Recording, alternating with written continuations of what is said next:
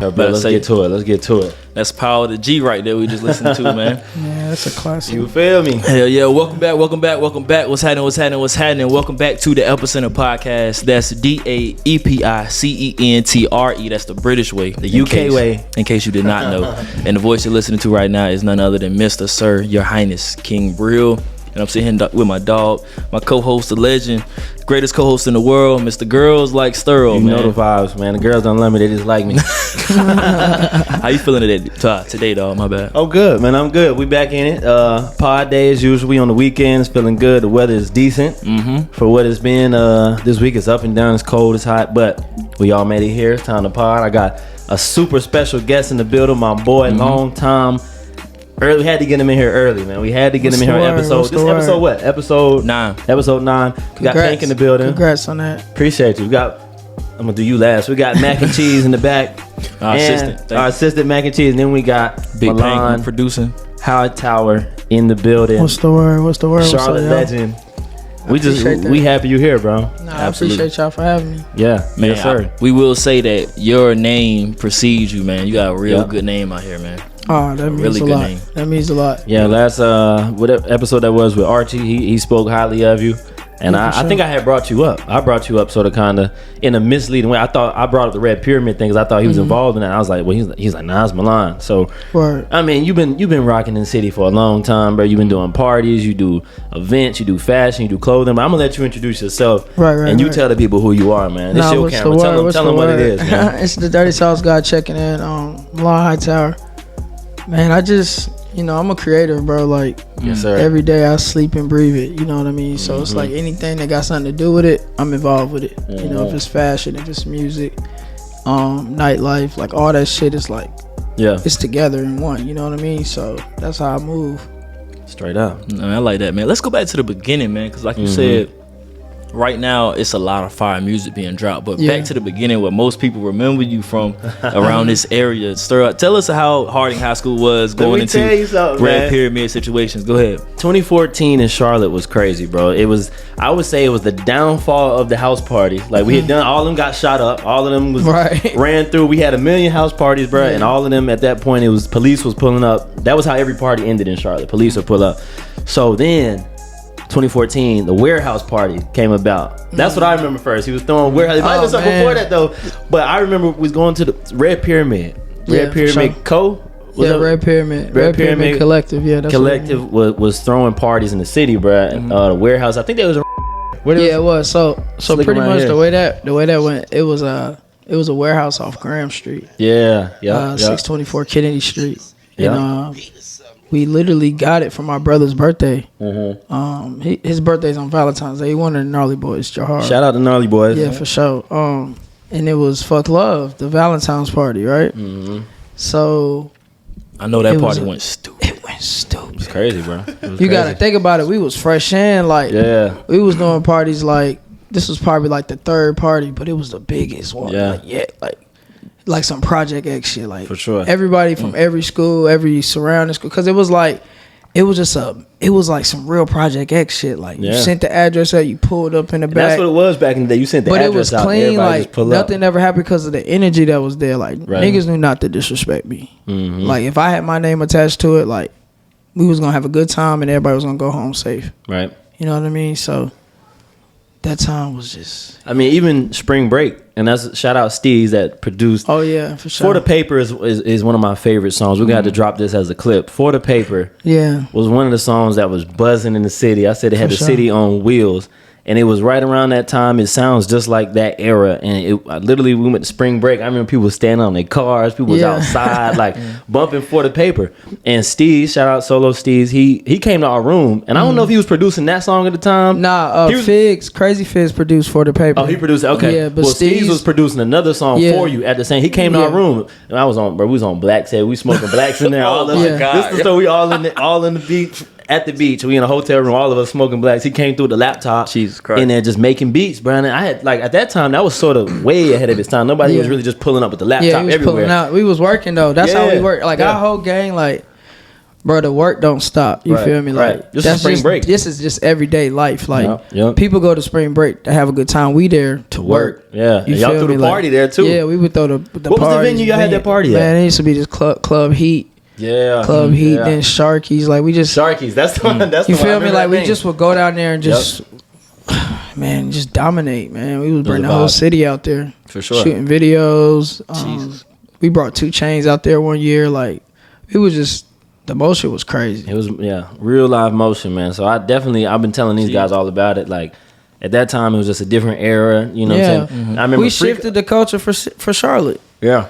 Bro, like, you got to think about it. We was having events with, like, 1,500 people. Right. Uptown Charlotte, bro. In 2014. The line is wrapped all the way around the building. Ooh, the Epicenter is still alive. Yeah, the Epicenter. Bro, we started the rooftop parties at the Epicenter. Talk your shit down. Talk your shit, man. Yeah. Take us through, man. Give us the accolades. Talk your shit, bro. Nah, like Jesus. Nah, I mean, history lesson for niggas. Nah, like we just Charlotte was just in a mix of like trying to figure out how to get like the creative kids to come out. You know what I'm saying? And like me being a musician, I was already in that field. Like all my friends, either they sing, they dance, they draw. You feel me? But then also it's another side of me that was involved with like nightlife. So what was your introduction to that? So with nightlife, what was it? Okay, so I was signed to this manager at the time. And wait a minute, you was already signed? Because you just throwing it out. What's the start? What's the inception? How was you? What's the origin story? Let's go all the way back. Where you from? When you started singing, playing music? We want the whole thing, the whole skinny. All right, I got you. So I'm originally from Jersey. I was born in Newark, raised in Jersey City. Okay. My pops worked for like the airport and shit. So he had a choice between like Atlanta and Charlotte. He chose Charlotte. So like, this is like in the 90s. So like, they knew what Charlotte was gonna be, you know. So they gave him an option. He chose Charlotte. So we moved out here. I was probably like 8, 9, something like that. But around that time, like the whole Bow Wow era hit. So like you had Romeo and all these like all these groups. Like I didn't play sports or none of that. So like when I seen like somebody that looked like me doing something like that, I was like, I can do that. And then like my mom, she had me in like off-Broadway plays and stuff in New York when I was like 5. So like I used to be in acting from when I was 5. So then I already knew how to perform, you know. Gotcha. So the music shit just kind of came easy with me knowing how to remember lines. So like I had to remember other people's songs first so I can get a flow. And then the writing came about. You get what I'm saying? So what artists influenced your flow the most? My flow? Yeah. See, like I don't really know because I really don't know because my flow now is totally different from when I started. So it's like I think I was more like into like the performance aspect of it, let alone did the music. Cause I wasn't really like a lyricist, but I could rap. Like I could freestyle. I can really freestyle. You feel me? So like. Well, he was talking about having somebody come in and do some bars. So we'll get the bar section later. So it's like, influence on that. It wasn't that. It was more so I would go into the studio and make a hit. Like I want to make a song that everyone will remember. So what was your first time in the studio? First song or? First song? Yeah. Oh man. The first song I did was I had a CD. That's how you know it was back called. In the 90s. Well, it's funny because the first song I really had was called G-Walk. It was called G-Walk, and I still think DJ Unk stole my dance. Oh shit! DJ Unk, you heard him. You heard all that. I'm just saying. The crank that. I performed that song in Atlanta at this it was an artist showcase. Right. Yeah, and Unk Camp was there. I remember that. And then like a summer later they came out with Walk It Out. That's tough. And like I got videos of me as a kid, bro, doing that same dance called G-Walk, whatever. So I did G-Walk. I had like a CD in like elementary school. So I'm like 4th, 5th grade with CDs. Like I got to like open up for like Lil Romeo and shit when I was a kid, like 2 days before school started. So like my first day at this school in the 5th grade, I got chased down the hallway by like a group of girls. Damn, real deal Chip Skylark type shit, man. No, that shit was different. That's when I knew. I was like, I like this. Yeah, that was a different time. Was you going to the mall and promoting and shit like that? Like No, you gotta think about it. You gotta think about it, bro. I'm like 10 years old. I'm not going to the mall. Like, I'm with my mom. I'm with my dad. You feel me? So what kind of exposure were you getting at that point? Was it just at that point? Like I was in. It was more so like I was getting calls from like the Bobcats because I was like to come perform. So me and my brothers did the mascot theme song for like they used our song for like 6 years. Word. Wow! Oh, yeah. I know what that means. God, yeah, I know. Pops was looking like, oh yeah, keep going, keep going. Days too, man. Yeah, Bobcats. Yeah, like real Charlotte shit. Rufus Links. Rufus Links. They used to use our song and go to all the schools and stuff like that. We wrote that song, the theme song for them.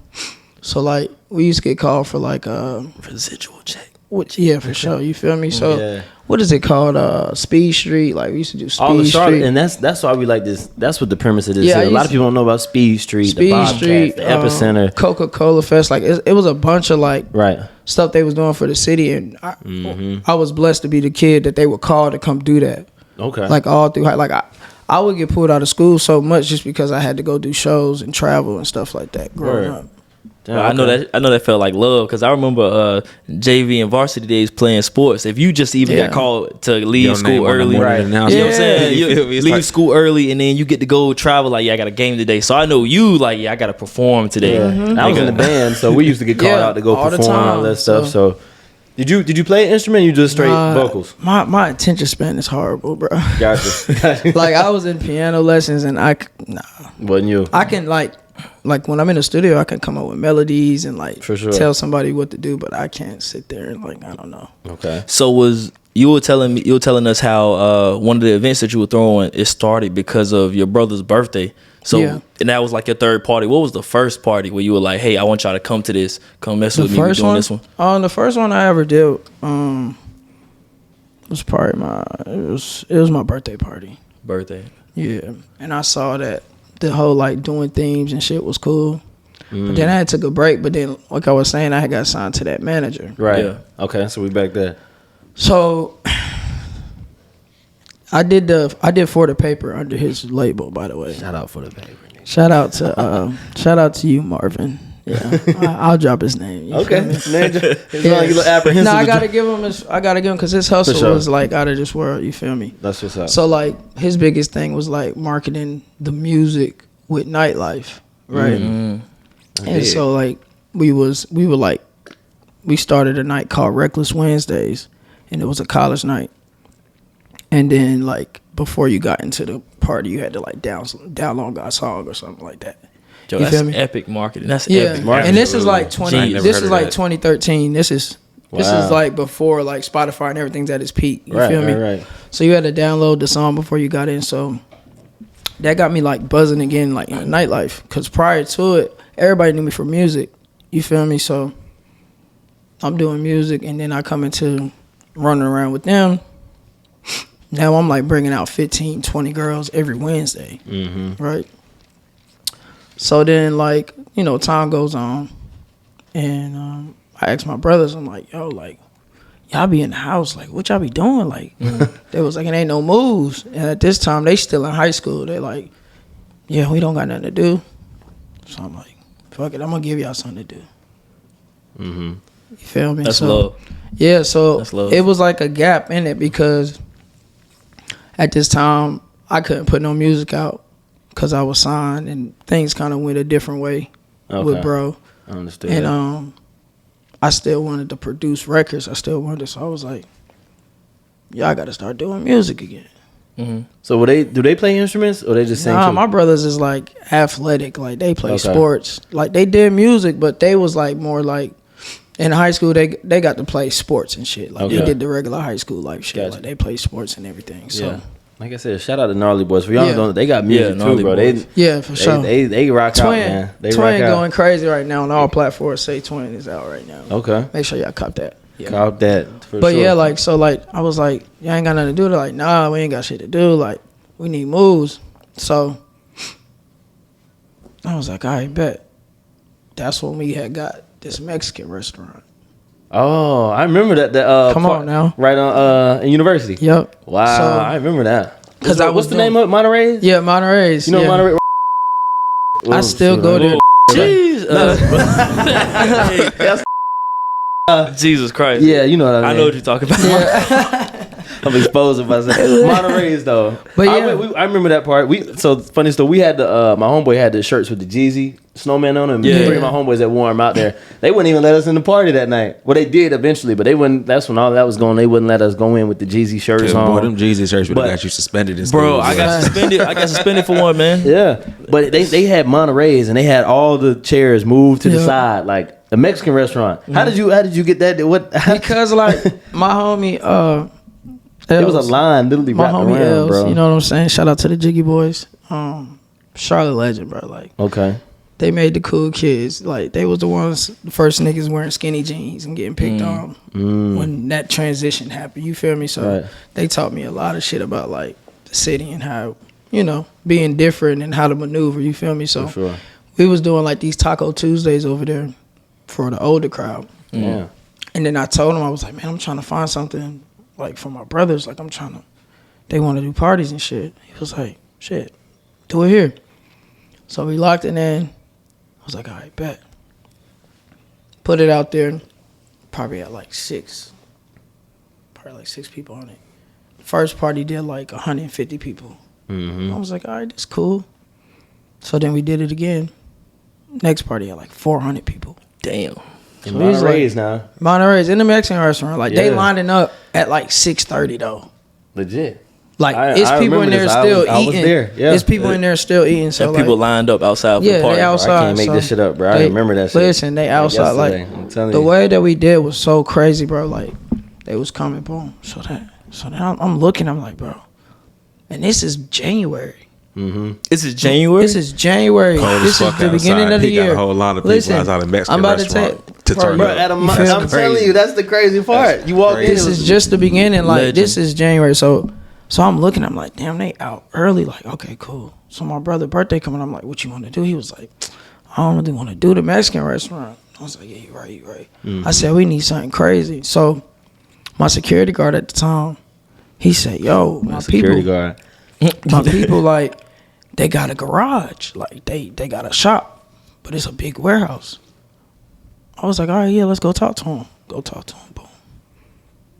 As soon as I get there, he was like, yeah, I got this big warehouse. You could do parties here. I was like, what? He told the wrong person that. Nigga. The wrong person. And the warehouse party was invented, nigga. I'm telling you, shit used to go up. We dropped Fuck Love, the warehouse party. That shit went viral before viral was viral, bro. Jesus Christ. I'm telling you, like, we was, like, everybody could say, oh, yeah, we did this and that.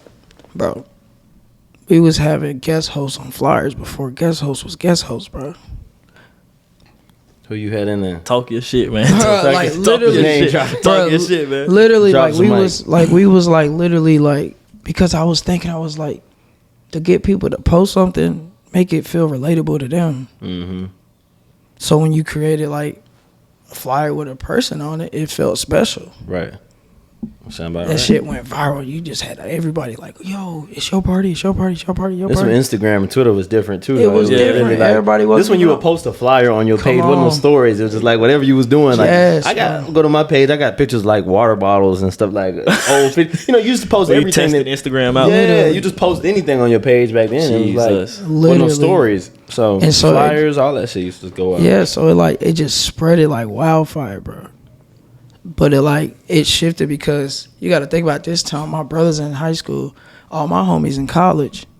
So like our age group was like just like expanding. Right. So we doing shit in Greensboro. We like it's just moving. That whole year from that January up, from after that warehouse party, we was booking. Where they have a QC lounge now, or where that alley. Right. We used to pack that out with 1,500 people, bro. Faithfully. Yeah. Jesus Christ, man. It's real life, man. Like big clubs, like done packed out. Life. The rooftop done packed out. Nigga. What's the biggest lesson you learned like early on when it came to throwing parties and stuff? Because you done a lot at an early time, bro. Way before, bro. I feel like packing shit out, right? I feel like trusting everybody. That's something you learned not to do. Yeah. Okay. You gotta. Trusting is in who? Like just. You gotta really live off of people's actions. Like, contracts, words, none of that matter, bro. All right, so that's my next question. Yeah. So if you're throwing parties, right, with this many people, yeah, 1,500 people, you know what I'm saying, anybody in that crowd could be a liability. Correct. So were you having to get, like insurance or something, like in the way to throw these kind of parties with this many every people? event I had insurance, but like by the grace of God, knock on wood, like nothing's ever happened. Mm-hmm. You feel me? So like every time we did an event, if my energy was off, I would cancel an event. Wow. If I feel like, I'd be like, yeah, something ain't on. I'm not really. They're like, what you mean? Nah, let's just wait. I'll cancel it. Right. Like I gotta be fully invested. I gotta know that I feel safe about. I feel that when people walk in, everything is good. Right. Because when you leave, you want them to leave with like an experience and always want to come back for more. Right. But if that one little thing is missing, it was a waste. Y'all threw parties downtown too at which clubs? It wasn't Hive yet, I don't think. When y'all throw one over, it was we did when it was Bar Charlotte. We did Bar Charlotte. We did Tequila House. Right. It was a lot of stuff going on back then, but like before its time though, it was big motion in the city. Yeah, like this pretty much everywhere, bro. That's the first party promotion group that I remember. Club One. Yeah, Club One. We shook Club One. Yep. We turned Club One up. And they used to do the pictures, like what was the Breakfast Club? Remember Breakfast Club used to have the pictures of everybody dancing and throwing the parties, and they post them on Facebook. But they used to have pictures, but it was on Instagram. Like after you lead a party, it was photographers in there. Everybody was posting pictures. I got pictures of that's high level right there. Yeah, we got pictures early of people like everybody done been to one of our events, and that was the differentiating factor. Like looking back now, I just show love to folks. You feel me? Like I just feel like in Charlotte, we need more people to be like, it's okay to show love to someone that got motion. Yeah, because if you shine light on somebody else's motion and help them, right, it just spreads on everybody else. That's true. It's no point to hold it back and like, nah, I know he do this and that, but I got my own shit going on. Like that's selfish. Right. And the biggest example of that is what Archie did with you. Now we got you here, and then that's shining out on our podcast. That's helping Archie out. That's helping you. All this is a full circle. Exactly. Nah, for sure. Continuation of just that's what it's about though. Like because like I think about somebody like Archie, like when he first said he wanted to do parties, I was like, do that shit. Mm-hmm. He was like, thanks. I'm like, yeah, like you already do X, Y, Z. You already know these people. Mm-hmm. Get paid for it. Like really go in and brand it. And that's where he's mastering his branding right now. For sure. You feel me? Yeah. And I tell that to anybody that's close to me, or if I run into it, I see like a glow, because you can see superstars a mile away. You know what I'm saying? And a lot of times people are scared to show that type of like love towards somebody. Yeah. Because if you give somebody too much love, then it's like, oh, you dick rider, you doing this and that. Yeah, dick riding shit, man. You feel me? Like, nah, bro, let that man shine. Let that female shine. Like, if you see it, give somebody, they might need that praise. That might be the boost. Right. Now look at them. Yeah. Road running. That's a hell so do you feel like, I'm going to ask you this because I feel like this personally. Do you feel like that's the reason why like North Carolina, South Carolina as a whole hasn't kind of been in the spotlight for our culture in recent years, man? I mean, you got to think about it. It's still new to North Carolina, South Carolina. We just getting out of slavery out here. It's still right. And I would say this, bro, like if you want to be honest, it's still ran like small example. Charlotte is a city, but it's ran like a town. Explain that a like, little bit. A city knows when things are changing. You know you got to change certain things. A town is old ways. Like, this is what we do, and we not changing because this is what I said. That is, I never thought about very that. Factual. That's fact. He's from Charlotte too. Charlotte is like, that is right. They don't see it. It's in front of their face. The crazy thing, we one of the biggest cities with the most people coming in. But why do we, like, even the fact that we call downtown uptown? No major city calls their downtown uptown. You go to Houston, you go downtown. You go to New York, it's downtown. Every major city except for Charlotte. Like, well, just I think small they call shit, bro. It uptown because like I heard the reasoning or something. Yeah, I heard that. I've heard that they don't want in movies and stuff when they say I'm taking you downtown, it means you're going to jail. So Charlotte wanted to change the connotation of that. Wow. It's a bunch of bullshit, but nonetheless, it's like you're saying though. Charlotte is ran like a town instead of a city, and one of the most major bubbling import transplant city. And us three right here are unicorns. When y'all tell people I'm from Charlotte, oh, you from Charlotte? You're born and raised. You too, Mac. people are born and raised in Charlotte. You don't find a lot of people that's like that. Most people from New York, Pennsylvania, all these different places. But like you said, we treat it like that. So that goes back to your point. The fact that we have so much going on, I don't think people recognize it, or maybe they do and they just choose to like, we not recognizing that because we got our own stuff going. We doing it like this. Yeah, it's just not ran. I've never thought of it like that. It's ran like a town, bro. Here's the thing, man. When you think of all these other major cities, you know what I'm saying? Like, 'cause I got people out in like California, so like to us, Charlotte is mad. Like it's city. You feel what I'm saying? If you were to go to like Huntersville or Concord, that to us is like country. You feel me? Right. Waxhaw is the fucking sticks. Indian Trail. You feel what I'm saying? Right. All that. But if you go to, like when my cousin came out here from California, he was like, bruh, like where the fuck are we? Like why is there so many trees here? You know what I'm saying? So it's like for somebody to coming in from somewhere else, we have such like an openness for people to just come in and for the culture to boom. But for the people here, we don't see it because we've been here our whole lives. You know what I'm saying? So you don't really see the opportunities, or it's scary because it's like we don't want shit to boom or to be, because the cost of living is gonna rise. You know what I'm saying? Yeah. Like it's just. Yep. It's just a lot of shit. And I'll speak more from that because I'm from the 2-5, and what's crazy is he might have thought that this was country, but from me, I'm from the 2-5 so that's the sticks, the whole east side of North Carolina. In case you guys didn't know, that is 2-5. Yeah, that's the stick. That's the sticks.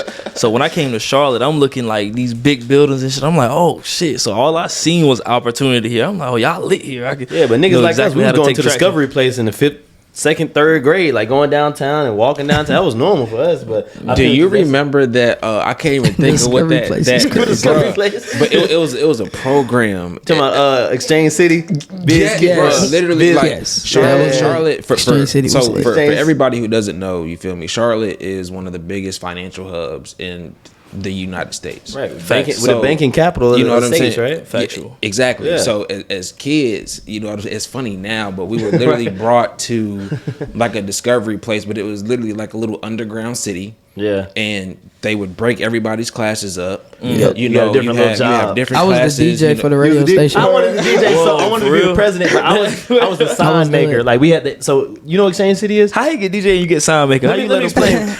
So like you said, not to cut you off. So you go like your class, all the like second grade classes or whatever. Yeah. Like in that class, you run for president, you run for mayor, you run for all this, and then like you have jobs too. Somebody run the sign shop, the post office, that's crazy. The soup place, and I ended up having the sign shop. So for all the businesses, I had to draw signs. And yeah, I was on the creative shit. That makes sense. But like everybody had little different jobs, and you had this little place called Exchange City, and everybody we had little fake money. You go up and like payday, got a paycheck at the end of the day. That's right. They still do. I think it's called Biz City now or something. It's something different now, but it was looking back. It is pretty funny that that's sort of what they was making us do back in the day. Like we was running like a little town, basically. You ran your own little town, and you went downtown and did that. But the shit was fire though. Shit was fire. Shout out Exchange City. Exchange City. So what you think, if you didn't already say it, what you think it's gonna take to get Charlotte, North Carolina to that next level of notoriety of culture, or South Carolina too, just the Carolinas period? I just think the unity of everybody, just like putting the egos aside in all areas. Like Charlotte just separated through like everyone's cliquey. You know what I mean? Like you go to other cities, like I say this all the time, I go party in like LA, I go party in New York, I go party in Miami, and that one party is mixed with every culture, bro. True shit. Rock stars, you got trap niggas, you got the strippers, you got the models, you got everybody, just corporate niggas, everybody's in there together. You feel me? Like once Charlotte gets to the point where the athletes is chilling with the artists that's from this city, like everything just starts mingling. That's when the damn light bulb will go off. Like, that's what it is. Because no one's sharing each other. No one's like posting this person was here with this person. So now it's like, oh, that might be cool for them to go there. Right. Yeah. Everything's separated. Like this is where this set of people go. This is where this set of people go. That's true. And until it keeps going like that, there's never gonna be where the whole city is just lit together. That's true. That's real. The whole I think I'm gonna add that. I'm gonna add that one last point on that because that made me think about something. I think it's low key a self-worth issue as well, bro.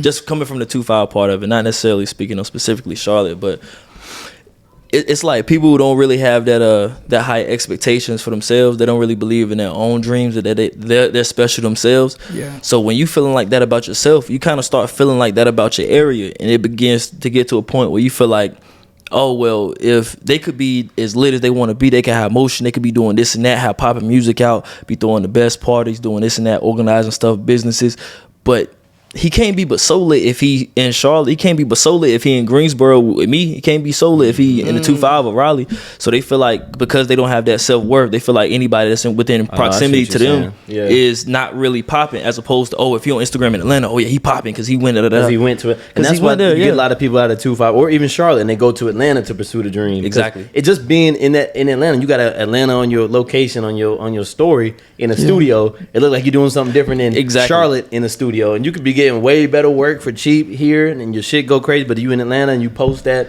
it's just like it's just a mindset. That's self-worth, man. Last thing on the little industry shit, even though it's like an old quote, like the "United we stand, divided we fall." That's sort of where you at. Like if we was all together, it would make a lot more sense. It would feel like a real city. Nightlife all together would be one big party rather than you got your creatives at Camp North End, you got the trap niggas at Cloud, you got people over here at Tattoos and, but you know what I'm saying? Music brings people together. Right, it's the universal language. Yeah, so it's like if you think about it that way, everyone be like, oh, it's just parties. It's not just parties. Like music just brings people together. So that nightlife might go into a jazz festival, or it might go to a Rolling Loud type of festival. You get what I'm saying? Like I used to do this event called the Sauce Gala, when you brought everybody together. I had music, clothing, fashion, music, fashion, art. What else? Like it was just everything in one. Yeah. I did it.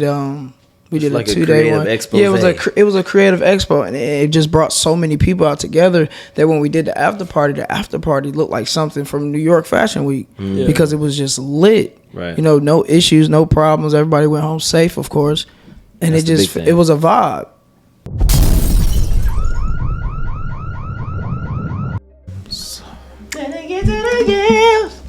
Sweet, yeah. Charlie Wilson killed that shit. And Mario. Yeah, he did. Mario had one of the best ones though. No, Mario just got the best vocal talent. That nigga's a beast. That nigga Mario's a beast. Who's your favorite R&B singer? R&B? Start there. Oh shit, probably Division. Oh, you talking about new R&B? Okay. Woo! I mean, you said R&B. I just put them all in the same boat. Of all time. All time. Let's go 90s. Oh my god. 2000s. Then we'll do that. 2000s. 2000s R&B. Who's your group? Who you turning on in the car? Too Deep is on my playlist forever. That Division song. You said what group? Jagged Edge. I would think you say Jodeci. But I say you said 2000s. Jodeci. Oh, my bad. I did say 2000. Okay, 2000s group. 2000s group. I said Jagged Edge. Okay, I'll go with that. You said a group. Anybody. 2000. Mom, I like Mario, bro. I'm a Mario guy. Mario's fire though. I'm a Mario dude. For sure. 2000s. Let me up in the I'm voice probably real still quick. gonna say Usher. I ain't gonna Usher had 2000 Not a bad one. I'm keep that R&B shit though. But the R&B shit. There we go. We back in. What I was about to say was Chris Brown, man. A lot of the first, man. Man. We ain't get to Chris Brown. That's sort of like a unspoken. That is the GOAT. Cause that's like real. I'm not sure what that static is, but that was me. When I was parlaying, my first time parlaying. Yeah. My first time parlaying. It wasn't until Mario Usher. It was Chris Brown type shit. You know what I'm saying? Chris Brown. Yeah. Chris Brown been like. You can't have an R&B conversation without mentioning Chris Brown. Right. I think you can't have a best artist of all time conversation without having Chris Brown in there. Yeah. Absolutely not. You know what I'm saying? That's my guy. Even though I fuck with Chris Brown to this day. You know what I'm saying? They probably be trying to the coke and all that shit. He doesn't miss though. He don't miss. Does not miss. He don't miss. Shout out CB. Yeah. Shout out CB. We'll be working soon. No lies. That's fire. So that brings me to a good question we can talk about. We're gonna get to the shit, but we talking about your sound. And you don't think the music, the mic sound different? It's louder. It sound like. We should have sound checked it first. We good? What you sound like? It sound. It's loud. It's like airy. Yeah. Yeah. It's this. Everybody plugged in. Let me see. So this paint right here. Make sure your bottom plugged in. Yeah, cause I can hear it like everything. You can hear all that. Check. Check. Yeah, that sound better. There we go. It was airy as fuck. That's the games. The that's games better, right? right? Yeah, that's it. There we go. We can probably turn headphones up. Your headphones good? No, I'm good now. Right. That sounds way better. Hey, you can turn mine down a little bit. Turn yours down. The volume, just the outside volume. Can I get to the yams? That's cool. That's cool right there. Sweet yams. Show me that way. Where the fuck is my vape? Yo, what was that meme, yo? I saw how you. That's division. You lost that vape, boy. Yeah. There we go. That's division, bro. That's always. That's my go-to playlist when I'm about to go crazy. When you about to go crazy, what else is on your playlist when you about to go crazy? The go crazy playlist. You got Division, bro. I just put a Division playlist on, bro. Just like that should get to it music. What? Okay, sound about right. Who you go to? Take them all the time. They be like, man, that's in my playlist. Let me go to my playlist and let me see. I like Tone see what we got in here. I ain't gonna hold Tone you. Still? I ain't gonna hold you. Who you got? Well, just from as of recent, if we talking about the whole parlaying aspect, yeah. Okay. You feel what I'm saying? Who you My got? man's my dog, Naeem. Naeem go crazy. That's our homeboy, man. Undefeated. Yeah, he got some bangers. You know, Now, shout out to my dog. We talking about okay, maybe I should specify who you on your about to get fucked. Better get right. And you about to fuck something. I got some. It's all over the place, bro. It's no. I don't think no one artist makes an appearance 3 times on this playlist. Bro. I would say I got some 112, some hey, Joe. Don't sleep. Jacquees might be on that playlist. He's about to get to it. No, and it's that time to get busy. You throwing Jacquees Persian rugs, nigga. Some of those off a mood. That Jacquees gonna get it right. Cause you belong to somebody else. Nigga, that mood go crazy. All that shit. Man. Persian rugs. Hey, yeah. Remember we used to bring Jacquees to Charlotte all the time. Word. Yeah. All the time. Fire. Bro. It's a legend, fuck man. with Jacquees. So since we on that topic of going crazy, man, how the ladies treating you nowadays? I mean, shit, man. They just doing what they do best, stressing a nigga out. Man, stressing a You nigga. feel me? Like, Have you ever well, you were telling us a story about how you had basically got Chip Skylarked, how you were getting chased down the hallway when you was in school. yeah. Throughout this whole transition, what was your how did your dealings with like groupies? Cause you throwing these massive parties, you know what I'm saying? Dropping these crazy records. Like, how is it, especially around the city, with like just women and how they interact with you? I mean, I think more so with me, like a lot of my friends are females, so like I know how to deal with females. Right. You know what I mean? So it's like I wouldn't say more so like groupies, but like you do get some girls that like overstep their boundaries, like a little bit. And you be like, "Whoa, calm down!" Like you thinking this is more than. So what girls it be is. trying to fuck to get in the parties for free. You know what I'm saying? They trying to get. Oh, they gonna try to do it all to get in the party. Right? To get in the They're party getting a section nowadays. Yeah. You feel me? Shit, that's a whole nother topic, man. That's a whole nother that's topic. Crazy. That's where we at now. Let's dive into that. That's topic. where let's we dive at. into that topic. So they doing whatever it needs to be done to secure that spot. Yeah, in the but section. it's not really their fault. It's a lot of simp ass niggas' fault. Right, and they can do that shit. Yeah, they can get in and be simp straight. niggas and like be giving girls everything. Yeah, facts. You feel me? Mm-hmm. Before anybody work for anything, before the dude work for it, before she work for it, they just giving. You feel me? Because they feel like they having their way, so they can just do that. But that's fucking up the game all the way around. Facts. For both sexes. Both sides, right? Because then it's good girls that don't get no chance because you think most of us go into it like you ain't shit. Once these girls not shit, Facts. and then they think the same thing about us. Like shit, we just gonna give them money and they do what Everybody they want. battling each other. So on both sides, right? On both sides, it's sort of messed up. Damn. So what you think needs to be done? If you looked at dating men and women, this whole parlaying club scene, we take all of that and mix it up into one bowl. What's one thing that you could change if you wanted to that would fix a lot of issues that you hear about or see? People just need to mind their business. Straight up. Facts. Like, I think the biggest problem with today is like everybody thinks they got an opinion on somebody else's life. True shit. That's my life. Yeah. Like, because a lot of times, like if people didn't know something about a relationship, that relationship would probably work 10 times better. You know what I'm saying? Like if no one knew what was going on. Yeah, if no one knew what you and your partner was going through, they couldn't speak on it. So now that person in that relationship can't even think that it is a problem or it is something good going on. Like you can't have no influence on each partner because no one knows about it. When you put something out about your relationship, you low key asking for asking for suggestions, you asking for advice, you know what I'm saying?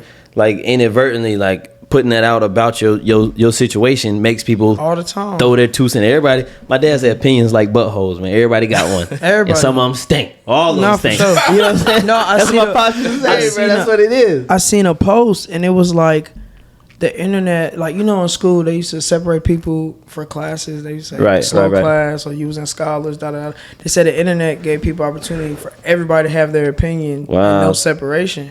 And I was like, you're right. Some of these people really be dumb as hell. Dumb as hell. And people, and they get enough people around them to agree with their dumb statement. Now it feels like it's valid. That's true. Just because you say something does not make it valid.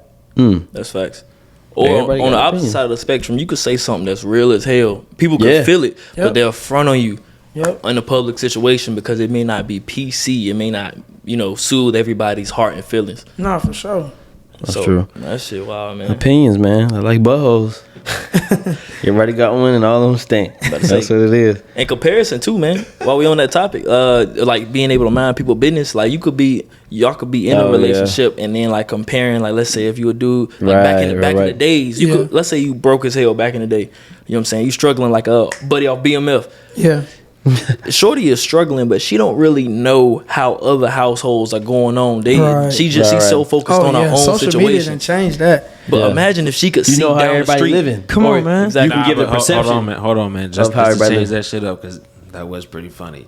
Just to bring up BMF real quick. Yeah, we're gonna get Shorty was pretty upset about that donut though, man. You feel me? I didn't see the last episode. What? It wasn't even the last episod, bro. You feel me? Like I said, she was jealous because there was a lot of shit that wasn't going on. So they was out eating this shit, and old girl at the next table got her old boy was like, "Yo, do you want the last donut?" And Charles just went and picked that shit up. And she got mad as fuck. He was like, Why the fuck you get mad? You gonna eat the last donut? All right. You wasn't even gonna ask me. I'll be watching it. And the crazy you thing seen the last episode? I ain't see the last one. The crazy thing is, that's why we told STERL he had to chill. That was the only thing they had to worry about back in the day, man. The stuff that you would see, the people in the town, and more or less they'll stand. If you living in the same town, the same zip in the country town, that's what it is. You one standard deviation away from everybody you live around. It's a pro and a con now, so it's like you feel like okay, I get to see all this, so now I get to manifest it. Right? But now you giving some people sight on things that they weren't even ready to see yet. Wow. Like some people still got to go through stages before they can learn to another step. That's with anything. You can't just people be trying to skip steps now. Yeah, you can't just come in like her being a doctor. She didn't just come in the first year and be like, "I'm a doctor, y'all." Yeah. You gotta go through 8 years of school. With the way social media is, they got people thinking that they could just walk in and, hey.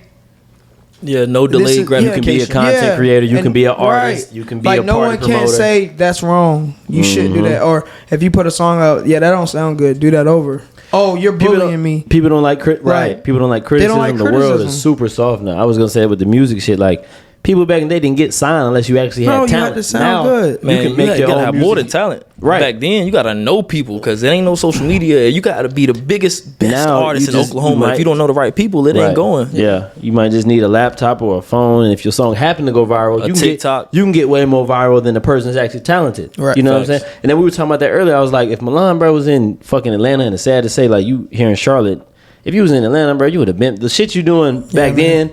Would have been popped off in Atlanta. You know what I'm saying? That's the crazy thing. And that's that go back to what you saying about this being a town versus a city. Charlotte, I've never thought, I'm going to tell everybody that now. That's what it feels like, though. Because the shit you do, bro, and I spoke so highly of you before you came. The shit you do, the parties, the music, the fashion, all that shit, I couldn't even describe it. Just look at bro Instagram. That shit would have been gone in Atlanta. Yeah. And that's the thing. Like I would travel to these places. I'll be in Atlanta. I'll be in New York. I'll be in LA.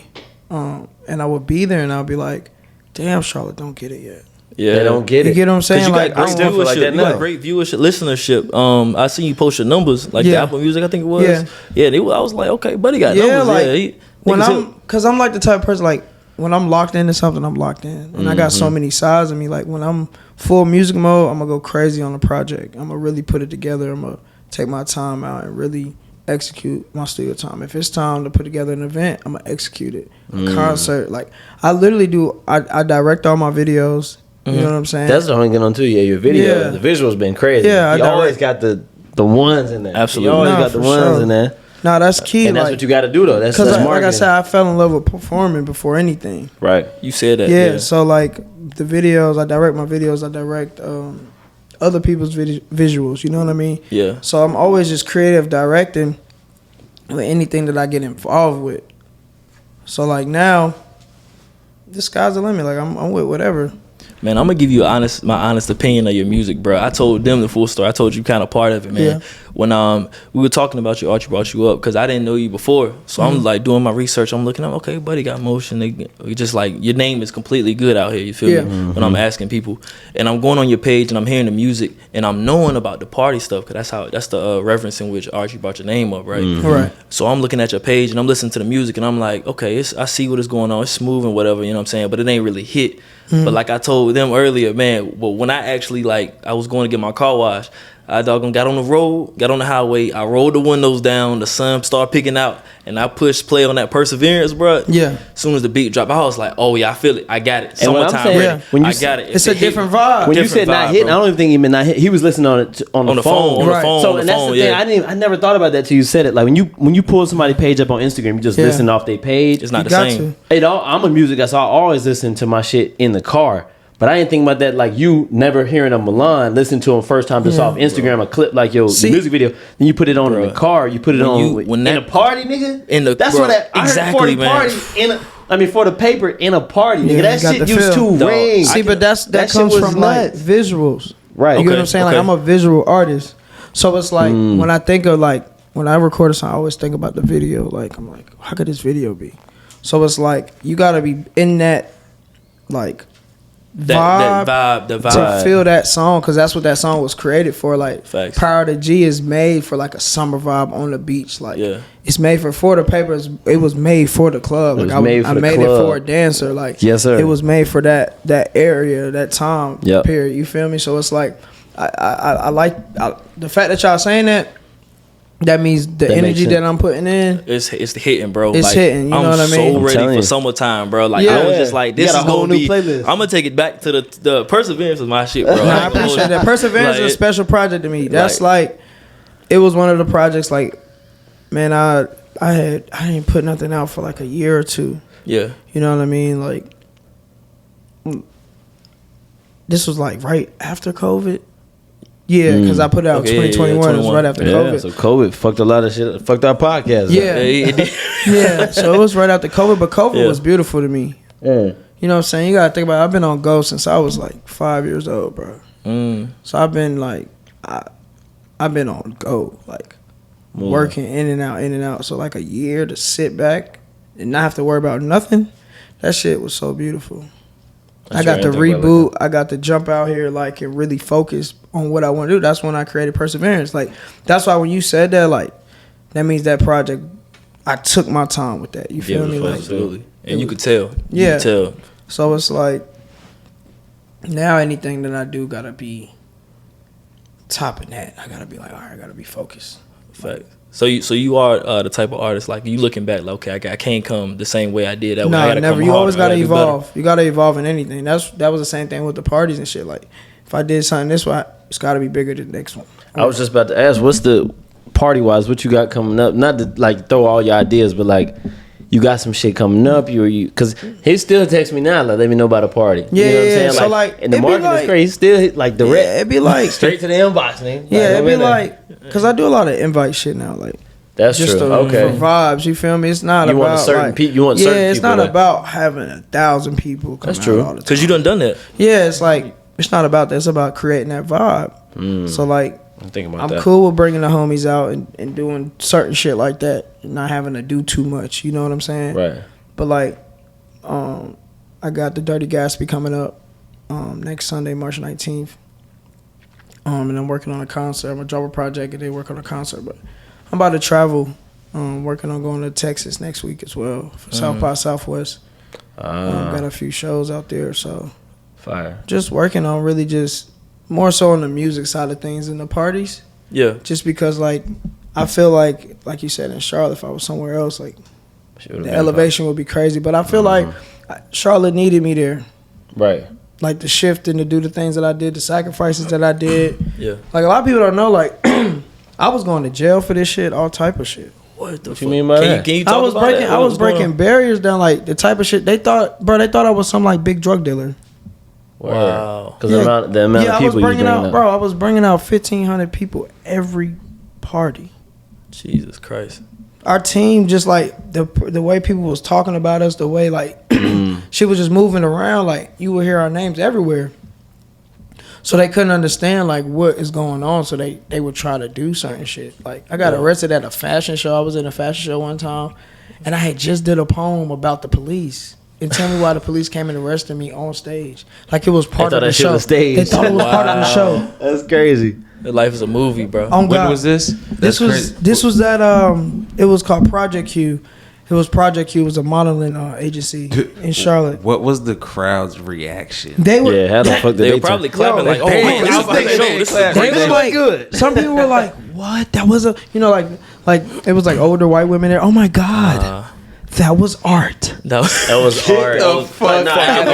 This shit just getting ugly. Niggas walking away like, I'm not playing. No, I'm like, hey, get the bond money. That's that Dave Chappelle shit when they put a nigga on stage. You like, they help, nigga. They're like, he's his character still. But like, I would just, because I was like, I wouldn't say no for an answer. Like, they would try to shut my part, because like when we started doing parties, you'll get spinoffs. You'll get people that'll start using our names. You know what I'm saying? Or like say we all started together and they see Red Pyramid on your page and we're throwing parties back to back. Yeah. But then we fall out and then you go do your own shit, but your shit's not all the way together. You get what I'm saying? So now you go fucking up. You go and fuck it up. Yeah, you go do something and someone gets shot out there. But just so then they start connect. Then they start breaking it. I'm like, yo, I'm not involved with them. People was using our name to get venues, like all type of stuff. Red Pyramid. We yeah, because they wanted themselves. Yeah. Like that's how it was. So like, it'll be different stuff like that. So I had to cut a lot of people. Where did you off. come up with Red Pyramid? What's the logic behind that? Red Pyramid means knowledge and awareness. Okay. Yeah, so like the color red is like the color of awareness, and then the pyramid is knowledge, like being able to know who you are before you even never step asked out that. here. I just wanted to figure it out. That's facts. I mean, what he's saying definitely has reverence. I mean, even on the business tip, like marketing, I'll say, the color red. The color red, it catches your eye. It's like an action color type shit. That's why every for sale sign is red. That's why every fast food, a sign of urgency, like doing it right there. Yeah, I think blue is trust, right? Like if you cool. I seen like if you wear like a blue shirt in the video, like they trust you a little bit more. You know what I'm saying? There's different colors that go to different. They evoke different emotions. That's why the politicians wear blue shirts and stuff like that. You know what purple is? Royalty. Absolutely. In every faucet. Shout out Rich Royals. In every faucet. Speaking of Rich Royals, you know what I'm saying? Speaking of Rich Royals, man, the richest luxury hair care brand for natural hair, man. Kinky and curly hair, man. The hardest thing to do if you have kinky or curly hair is to get moisture into your hair. That starts to curl. That's the reason why it may or may not grow. Getting moisture in. And what better way to moisturize your hair with Rich Royals, the Royal Hydration Treatment. That's his brand. I need that. Yeah, you got. I got you. Yeah, I got some hair. I need. Yeah, get it right. While we're doing that, we're gonna shout out No Cap the Label, the hardest sweatsuits in the game. You see what's going on. You know what I'm saying? This is Pakistan cotton. This ain't your regular guild, and this ain't. You know what I'm saying? None of that. You get the full suit. You know what's going on. It's and Pank behind the camera got his own too. No Cap the Label embroidered. I don't know if sweatsuits. I don't know what kind of cotton. If I feel like this is supposed to be Egyptian cotton, like that's how it feels. That's how it's supposed to be. That's what it looks like. That ain't no regular. You already know what it is. Dirty Sauce guy checking in. New music is touching down real soon. I'm about to start dropping probably 4 songs a week tomorrow. 4 songs a week. Yeah, 4 songs. Just start dropping. Gee, about to start just dropping. I'm pretty sure your you probably got shit. Yo, just on my the top. catalog is crazy, bro. I've been in the studio for 2 years. I'm about to unload. Bro, every song we mentioned was like, bro, we ran through. We got. I'm telling you, we was running through the tape, because usually we run R&B, like we run R&B in here, and just like vibe out before the show, like we was doing. I was like, bro, put my dog on, like we just been running your shit. No, like I appreciate that because like a lot of people like, I don't know if it's like because of the parties. They can't separate. They can't separate the two and be like, oh, let me go check the music out. You feel me? Y'all missing. Like, I'm telling you, missing out. If anybody who know me, they know me a musician before parties. Like parties just came with the territory. You feel me? Like, that's true. It keep food on the table. It was an untaxed market. Nobody was doing untouched. That's why a lot of people they were like, why you don't do it full time? I'm like, I never got in the game to be the number one promoter. Like I want to see people become the number one promoter.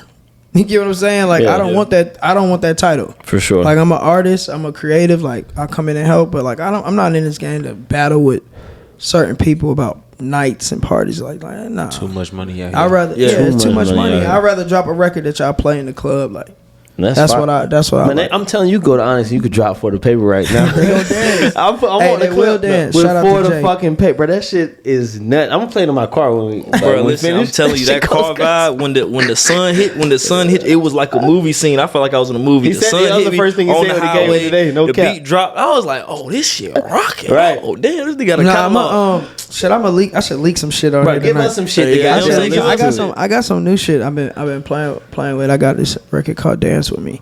Shit fire. Already sound fire. Yeah. That's perfect. What type of is it like pop? It's not pop. So I call my music ratchet pop. Ratchet pop. Okay. Yeah, because like a lot of times, like the music come on, you gonna think it's some other shit. I'm still talking that shit. I'm still popping shit because like that's just what it is. You know what I'm saying? Right. Like I like feel good music. You get what I'm saying? A lot of times when you was growing up, pop music was the feel good music. Fact. Like, you heard in the car, like R&B gonna get you in that soulful. You know what I'm saying? But like that pop era where Ja Rule, J-Lo, like I'm about to go to a pool party type come on, shit. you feel me? Yeah. That vibe is untouchable. There's not a lot of music out like that now. No, because everyone's angry. Everyone's angry. Everybody trying to be. Everyone's so angry. I'm like, why nobody happy? Nobody can make no happy feel good. You know what I'm saying? But what I learned is that I had to make a medium of like happy, like kind of a medium, because you gotta stay current to the times. For sure. And that's what anything that you do. That's what fashion. That's what music. That's what the style. If you're a basketball player, you gotta know how basketball players playing in 2023. You can't be playing like they was 5 years ago and think you gonna be like shit gonna be sweet. Like everything's evolving. Everything. People's attention span is horrible. Right. First of all. So you got to be current in anything that you do. So if I know I'm making happy, like the records y'all heard 2017, I can't make that now, but the music I'm making now has that cadence, but it's relevant to now. And we was I think he said something about your lyrics and shit. Like, he be talking that shit. No, yeah, that's for what I'm saying. You can put some talk that shit music or lyrics behind some good feel music, and that shit just coupled together. It resonates perfectly. It resonates. You know what I'm saying? You can talk your shit and have some music that's gonna make people feel good. Cause like me, first time I hear some shit, I hear the music first. I hear the beats, the transitions. So then I have to go back and listen to your lyrics, or just specifically like intentionally listen to the lyrics. Yeah. But that's with me with all music, because I came up playing instruments first. You know, I play drums and shit. Yeah. So like the first thing I hear, I'm hearing beats. I'm hearing like when the cadence switch. I'm hearing that type of shit. Then I'll go back and be like, oh, this nigga was really talking some shit throughout. And I know people listen to music differently. Some people only hear the lyrics. Like when I'm riding with somebody, I be like, what you hear in this song? Like, oh, he talking this shit, the words. I'm like, I heard the 808s. Like I heard that's all I hear, bro. I'm hearing 808s. Yeah. The fact that you even was like, I need to put my windows down, when them 808s came in, you felt that shit. Right, that's crazy. Yeah, that's what you want to evoke in the studio. That's what you want to do. Yeah, it's a different feeling from hearing it. Cause I always do my AirPod test and a car test. Facts. Every time I leave the studio. Every time I leave it. Listen to an AirPod. Because nowadays you got to think about it. 9 times out of 10, people aren't listening to it on their laptop. They're on their phone. So I do it. I got to hear how it sounds outside the phone in the speaker. For as if they were just on Instagram listening to it, or if they just just playing it while they're in the shower or something. Facts. And then I do the AirPod, and then I do the car, and I'm like, okay, that's a go. If it don't sound good in all three, you done. Then I gotta go change something. And like you said, I saw your Instagram post that song Painting Pictures 2 a.m. to find young. And then you're gonna die. A lot of the times, but it really it's the chorus, man. Oh yeah, if the chorus ride, man, and that shit is catchy, like that's gonna get them. It really don't even matter what the rest of the song is like, bro, for the most part. But that's what catches the you know what song I'm talking about? The Painting Pictures. The nigga with the fro in the back. Right. The Shag. I think it's called Shag. Sometime mama, you raised the gangster. I'm a survivor. That shit hard. 2 a.m. Night still young. Then you gonna grab out that shit. Like it sounds good on my, like when I listen to it on my phone when I'm just scrolling on TikTok. It sounds crazy. When I heard it in the car, you feel it sound different. You know what I'm saying? But you gotta mix, and that's where your engineer come into play. Solo Steez, your producer, the way they mix and master or like put your vocals versus the song, because some people, like you said, what I might check earlier, some people might have a softer like presence to the microphone. Some people gonna have a hard like youngster or somebody like they got a real they don't got to do too much on their vocals because them shit's already turn that shit down. Some people don't need, like Rod Wave, that nigga can sing without the auto tune. So when you add that studio magic into it, some people can't sing at all. Some people fucking suck, and you got to add the studio magic and engineers really in there working. Facts. Some people don't need all that. You know who? That's when you turn it up. This is gonna steer the conversation. But I watched his Tiny Desk, and I knew that he could sing, but you don't see it until the Tiny Desk. But he always used auto tune. Who? T-Pain has a beautiful voice. But if you don't watch the Tiny Desk, like you might know he could sing, but when you watch the Tiny Desk, it's like you hit a note. That nigga been singing, bro. Yeah, he been singing. It's crazy. He got an unreleased song with him and Usher. I think it's Usher that never came out. And it's because his manager or somebody put it out. But he had a song with Michael Jackson, dog. And with Michael Jackson? Yeah, I'm gonna find. I think it's Usher. That's hands for the manager, bro. But the song never came. With Michael Jackson, it don't come out. You better leak it or something. I don't care if we don't get paid from it. It's on YouTube, but like his engineer at the time fucked him over, put it out before like it actually came out. So Michael ain't want to put it out. He talked about it on TikTok. That's why I seen it. But it was some crazy shit. It's a fire song. I'm gonna make sure I'm gonna fact check myself. But Michael Jackson. So your producer, Michael Jackson, right? Your producer is your engineer. So like sometimes it depends on the session. So like take me through that. So like depends on who I'm working with at the time. Like I've been working with my cousin Core Hef. He pretty much engineers when I record. Or like if I'm in the studio with a Money Made Music. I've been fucking with Mellow Beats. So like a lot of times the producer that I'm working with is recording me now. So like those are engineers. Or I have them make the beats and they send it to me and I record myself and then I send it to get mixed. So you record like you your own engineer for that period of time? Yeah, I'll record like a lot of the records on Perseverance. I recorded myself. That's impressive. And I just and I sent it to get mixed and mastered. For sure.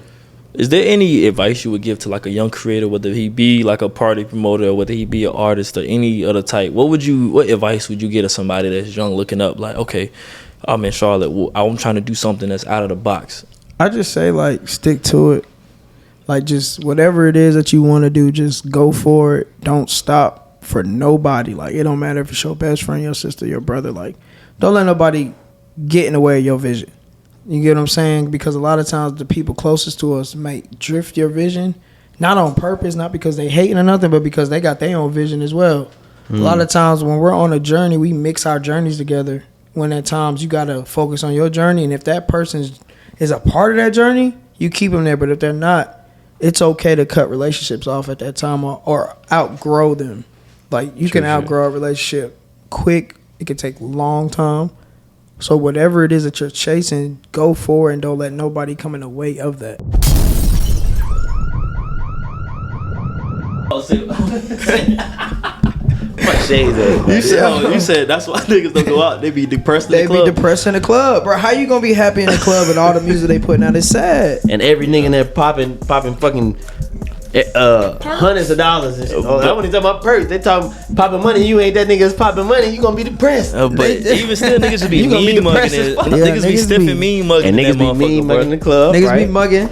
They be mugging for no reason though. Like facts. There's too many bad bitches in here to be upset. Too many. That's why I didn't understand when we would throw parties in college because we cute. All of us are cute. Yeah, for sure. You know what I'm saying? So back in school, the parties used to get crazy. So I couldn't understand for the life of me, bro. There would be some hood niggas that know the cues. They would come into the parties, and half the hood niggas are cool because they were like, yo, if I would have went to college, I'd have been the Q. And they'd have conducted themselves beautifully. They'd just appreciate us for bringing the women out. Yeah, niggas be sick that we were bringing hoes out. But there's a whole nother half of hood niggas, local niggas that would come to the parties.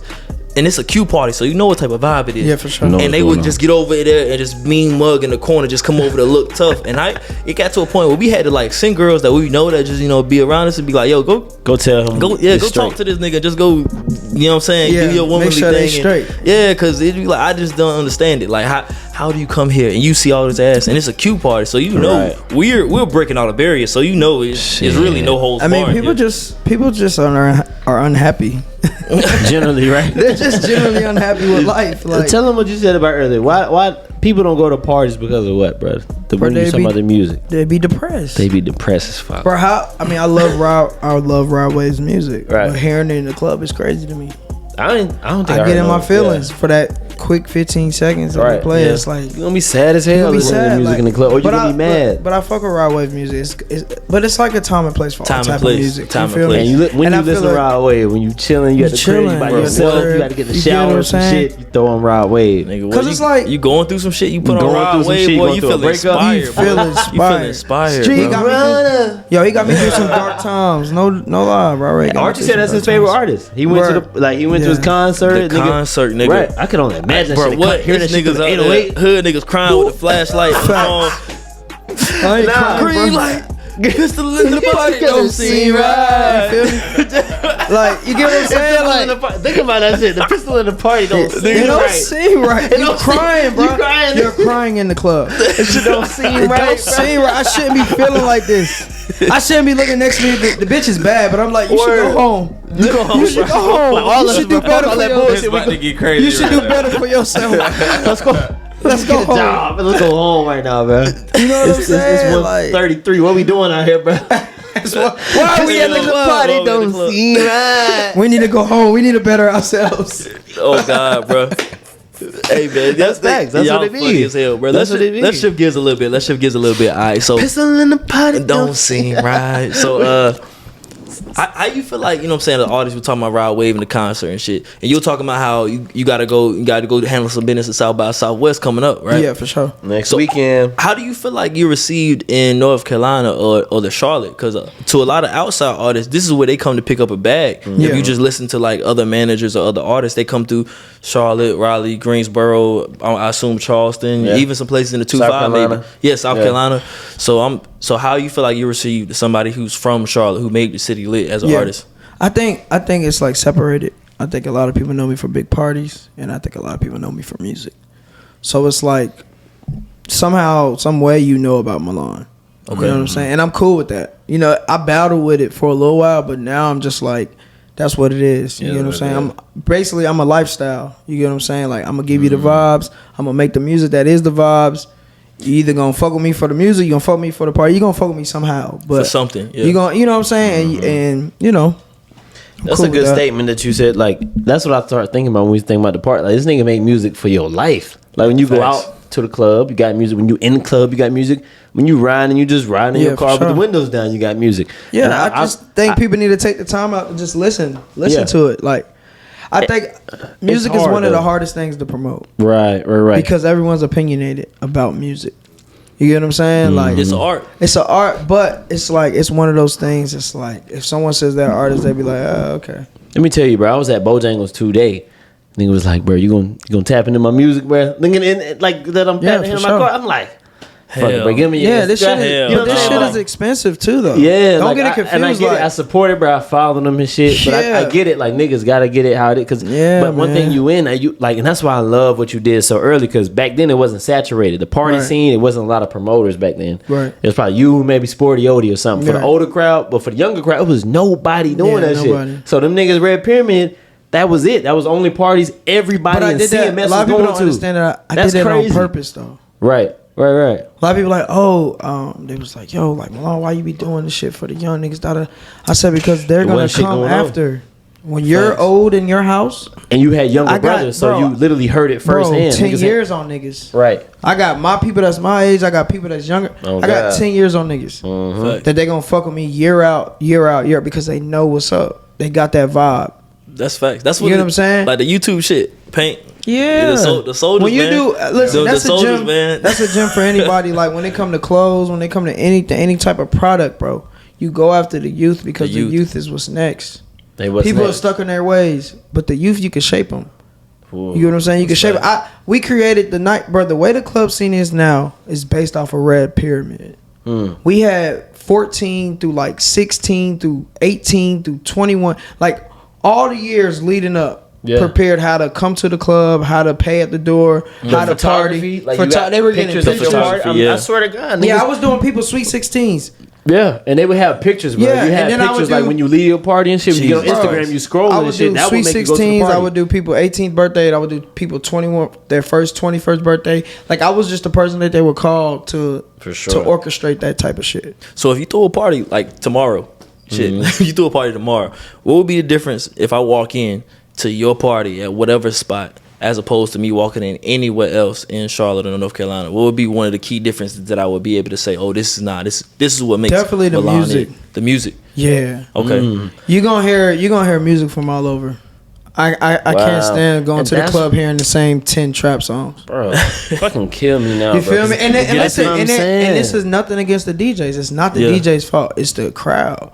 The crowd's fault. Yeah, because DJs try to break new records. And when niggas they stand around, they be like, this ain't what I heard on the radio. Yeah, they not used to it. So that's what it be. So, but what it is, you gotta break that barrier. You gotta bring the people out like us that want to hear new shit. Eclectic people. Yeah, you gotta bring out the people that want to hear, because then it becomes normal. Eclectic. It becomes normal. You know what I'm saying? Okay. Now I know when I come out here, I might hear some house, I might hear some reggae, I might hear some trap, I might hear some fucking pop. I might hear everything all in one night, and that's cool if it's played right. Then it becomes a DJ thing. You know what's crazy? The one of the clubs that kind of got me out of that, because I'm a country bumpkin 2-5. I was definitely heavy in my trap bag, but Lost and Found kind of got me out of that. The club, out of what? Out of the just one type of music. Word. Being able to turn up, but being able to vibe. They don't play one type, but they don't play the type we want. They don't. But I'm saying in terms of the mix. See what I will say. That's what I will say. Because Orlando, the owner, that's the homie. Yeah. You feel me? The thing about Lost and Found is it's a new Charlotte. Yep. It's a new Charlotte. You get what I'm saying? It's the young folks that's been traveling. It's not even that. It's the new Charlotte, because it's South End. South End is new. South End, okay. South End is it's creating a lifestyle of what. Right, if you go to South End, and y'all been to college, of course, you've been to HBCUs, you've been to PW. That is like a college playground for people who graduated college. That's true. That's what South End is. You go to Slingshot, you go to Lost and Found. You're getting your fuck it, beer pong vibes. Yeah, for sure. You know what I'm saying? He created an identity of what South End is. And that's a lot of the people that's moving into Charlotte. Those people who just graduated college from Pennsylvania, from New York. And they got that vibe out there. They come to Charlotte because they want the good job. Right. But they want that party experience too. What has to happen is this. So we can go over there and be like, the music's... He created an identity for that area. Mm-hmm. So when you go over there, you know what you're getting. If I go over to a place like Cloud, if I go over to Stats, if I go over to a place like Section, you know what you're going to get when you go to these places. Right. We can be upset about those places. We can be upset about Lost and Found. But as creatives, I've been saying this for years. Like, until the creatives come together and be like, you know what, we want to do nightlife, nothing's going to change. So the creatives have to get into nightlife. Yes. That might be your answer to all the questions you have. What could be the difference of the change? That's it. The creatives got to navigate. Now I got to go outside. I got to create. No, listen. Navigate nightlife. Listen, that's crazy. Because everywhere else, yeah, there's no separation. See, in Charlotte, they have this thing where you're a promoter and you're a creator. That's what you do. Right. Creatives in other cities do nightlife, and they just create the vibe for that night. So a creative would do a club like a Cloud or something. They'll have their own night, but like the people that they want to come out will come out to that night. That's true. All the time. In Charlotte, they like to do one-offs. They like to do once a month. They like to do like once every season and bring everyone out, and then everyone goes home. Durag Fest. Yeah, you get what I'm saying? And I'm actually doing some shit for Durag. Shout out Durag Fest. Yeah, I'm working with that. I got an R&B party that's coming. My R&B and vibes plug. Yeah. We're working with that, and I'm bringing my drum line out. So it's fire. Yeah, but imagine that's what be getting me so shitting in my head, bro. Yeah. Imagine if we had a Durag Fest every month or every week or every night. See, but that's the thing. Like, you know, I was one of the people that wanted to really do that with creators, but creators are so big on like keeping it exclusive. They want to be exclusive. But exclusiveness talked about what we talked about. Right. Creating separation. Mm-hmm. Right. Being able to tell somebody, nah, you can't get in. But I know such and such. Yeah, but you're not on the list. Right. There's not. Charlotte doesn't have that. Until Charlotte creates that separation, you have to hurt people's feelings. Yeah. But we need that though. Like I mean, like that's how Michael Jackson. That's how Prince. Yeah, that's how those people. They got turned down. They got like you had talent, you got put on. If you didn't have talent, you didn't get put on. Durag Fest is something that could go on every month. And motherfuckers, the black community, and that's why I said the eclectic folks, but not even the creative. That's something that can happen. Something like Durag Fest, the people involved with Durag Fest, the people involved, could create something for every month. You got like a Damn It Wesley. He's a DJ. They do a lot of stuff for like the museums, like Harvey Began, Music. Like that's fire. You know what I'm saying? DJ Fannie Mae, she does a lot of shit with the soccer team. Dennis. So like Dennis Reed. Like you have a lot of people in that area that if they were like, okay, yeah, we're gonna come mess around with the nightlife.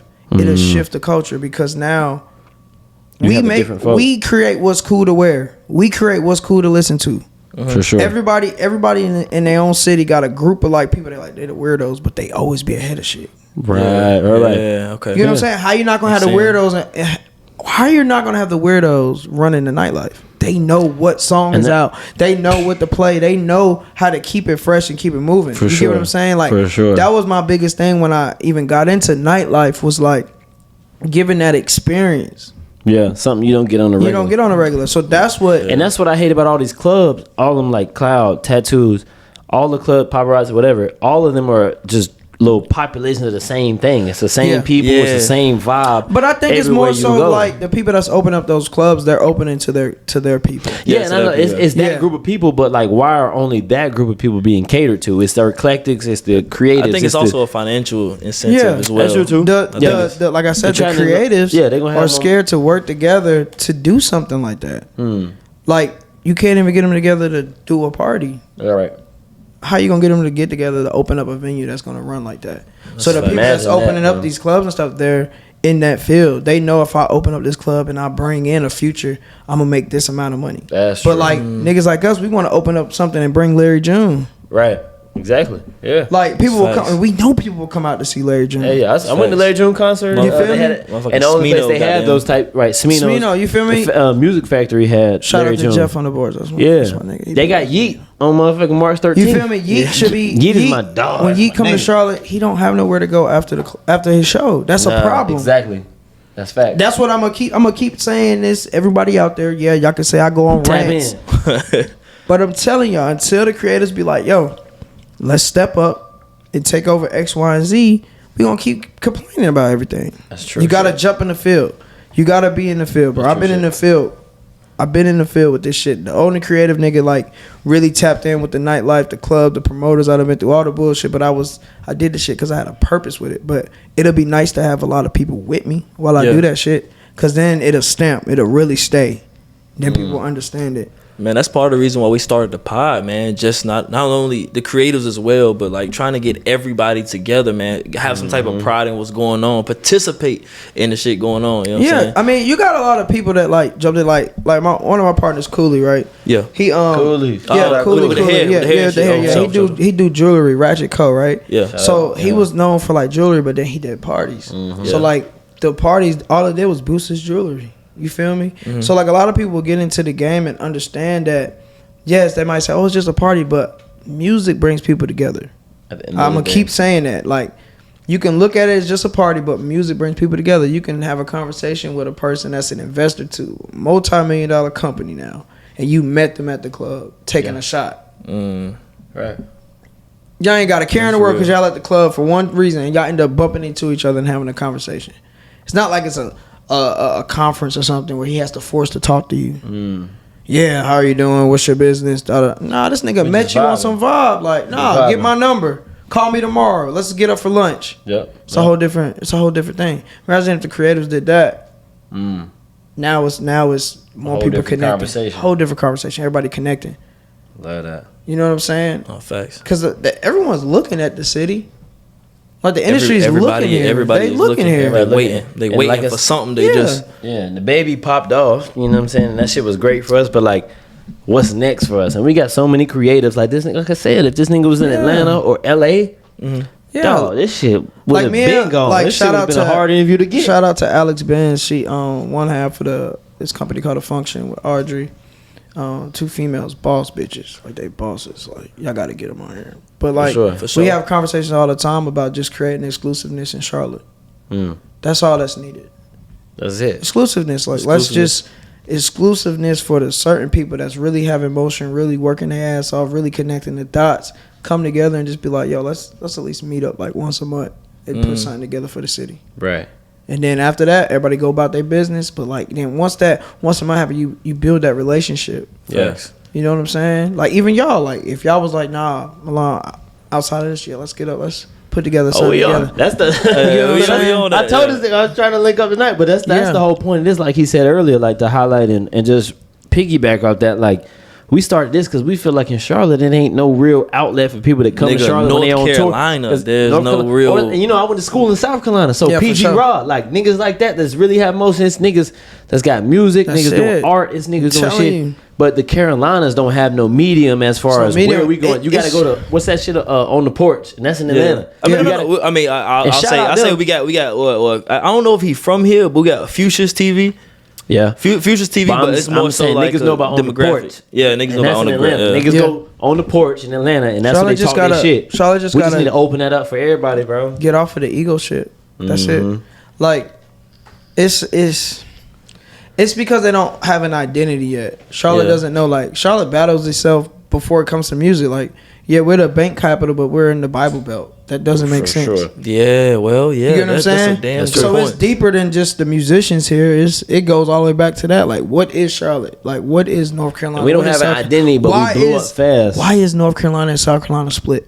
Why the fuck, right, bro? It's crazy. You get what I'm saying? Because if you're from, it don't make sense, like, because it's crazy. Because even if you listen like on some music shit, right? Let's say if you're from Raleigh and there's an artist that pops off in Charleston, South Carolina, you feel like, okay, that's cool, that's good for them. He's not with us. Yeah, you should feel like, no, that's home. The Carolinas. When you go to, it's separated from birth. It's separated. When you travel anywhere else, whether it be New York, Atlanta, LA, it just even Tennessee, they look at Carolinas as one thing. All that's been Atlanta. You got Edgewood, you got Atlanta. That's actually Atlanta. You got Marietta, you got Stone Mountain, but everybody that's in Atlanta, even niggas not from Atlanta, they rep Atlanta. They gonna rep Atlanta. Yeah, it's like unity. You gonna hear, you gonna rep the 2-5, you gonna rep the 7. I never heard so many fucking area codes like that. Yeah, man, you gonna hear all this different shit, but like you know what I'm saying? But you got so much talent. You feel me? Like that's what it is. Like my playlist, like when I do like my shows and shit, like I be listening to so many different artists. Like I remember. Like Tia, I'm so proud of Tia. Oh yeah. Like I brought Tia to Charlotte back in like 2018 for my Christmas party. Nice. You get what I'm saying? Like I got the air. I'm like, no, she's fire. Fire, right? You know what I'm saying? Or like I'm listening to right now this young dude named his name Lil Deegan.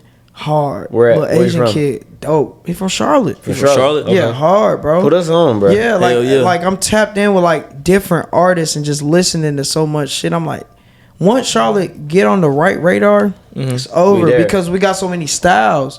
You got to think about it. You got Luke, who's from Charlotte. Then you got Ruben, who's from Charlotte. Dope artists, 2 different lanes, but really rapping that shit.